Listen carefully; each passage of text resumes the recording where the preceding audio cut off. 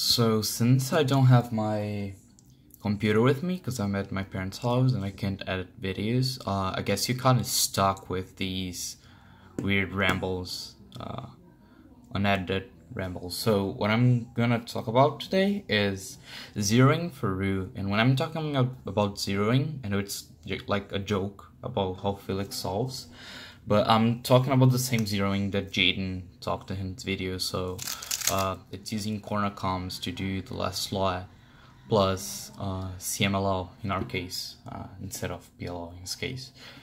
But when are we gonna do zeroing? We're gonna do when we have the last slot edge solved.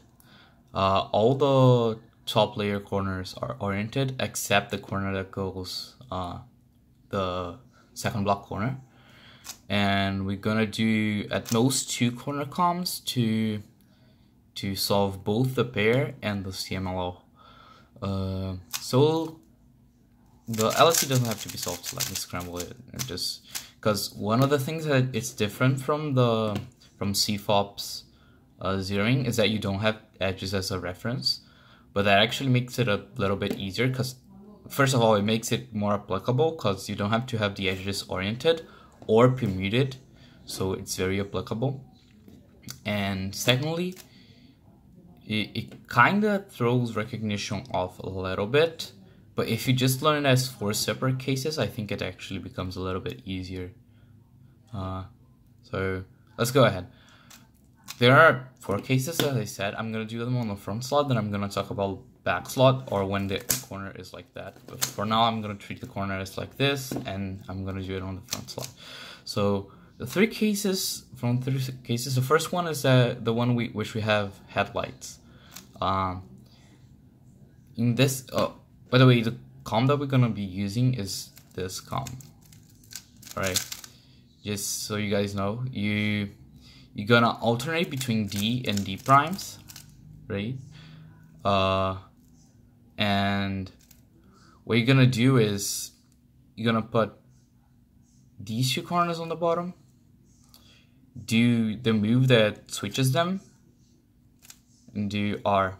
And you're gonna put another corner here, put it on the bottom, do the opposite move, put another corner here, put it on the bottom, do the opposite move. So these are the kinds of comms that you're gonna be using, right?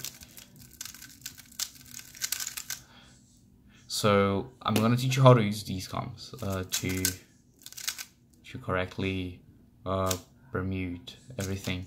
So okay, so the first case, as I said, is the one in which we have a pair of headlights, but not the other one, because we only have access to 2 pairs of headlights, right? Because this doesn't exist because this corner is not a top layer corner, and this doesn't exist for the same reason. So what you're gonna do here is you're gonna switch this corner with this, then you're gonna switch this corner with this. So like you switch the top corner who doesn't have headlights, then you're gonna switch the second block corner like this. I switched this corner for this corner. I'm gonna put this here and then do D in the other direction, right? And I have a CMLO plus LSC, sorry, second block plus CMLO solved. The second case is the one in which we have both of the headlights. So it looks like a solved CMLO, except it has this. So what you're gonna do is you're gonna swap these 2, then these 2, then these 2, then these 2. Or you can swap these 2, then these 2, then these 2, then these 2. So in other words, you're gonna take one of the adjacent corners to the second block corner and then go either clockwise or counterclockwise in a way that you don't reach the second block corner yet, and you only reach it last. Okay, so here what I'm gonna do is I'm gonna insert this here, then this, then this, then this, right? And I could do it the other way. I could swap these 2, then these 2, then these 2, and these 2. Alright, so the third case is the one in which you don't have either headlights, but that's also the last case. So how we're going to differentiate both is that on the third case, you have opposite and you have opposite. On the last case, you're going to have opposite and adjacent, or opposite and adjacent, right? So what you're going to do on this one is just one com. You're going to swap this, then this. So the opposite corner to the second block corner, then the second block corner. Right? Then our last case is this one, yeah. So you have opposite, then you have adjacent. What you're gonna do is you're gonna first swap the second block corner. Then you're gonna swap one of these two corners. Then you're gonna swap the other one of these two corners. So it's more intuitive to swap using the adjacent corner to the second block corner. So what you're gonna do is again from the beginning, you have these two opposite. You go swap the second block corner. Then you swap the one of the corners that involves the like pseudo headlights, the opposite of the headlights. Then the other one. So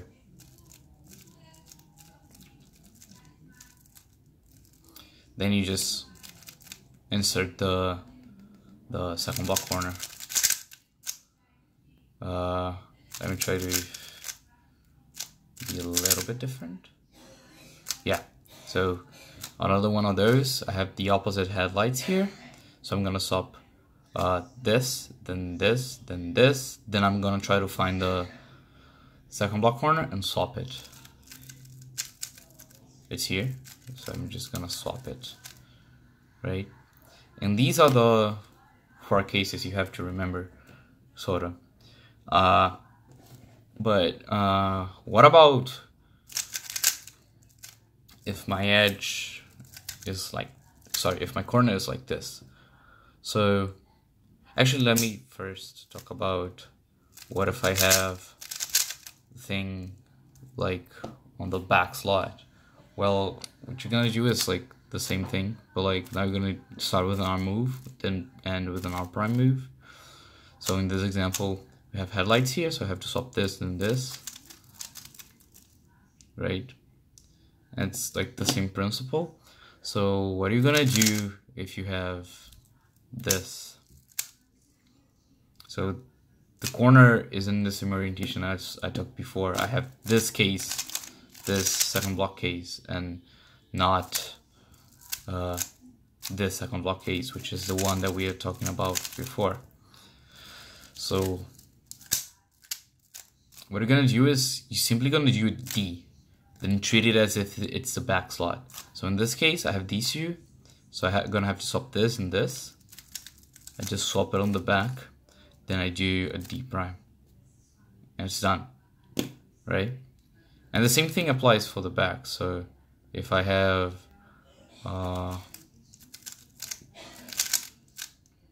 if I have this, let me just set up a more interesting case. Oops. Yeah, I guess this works.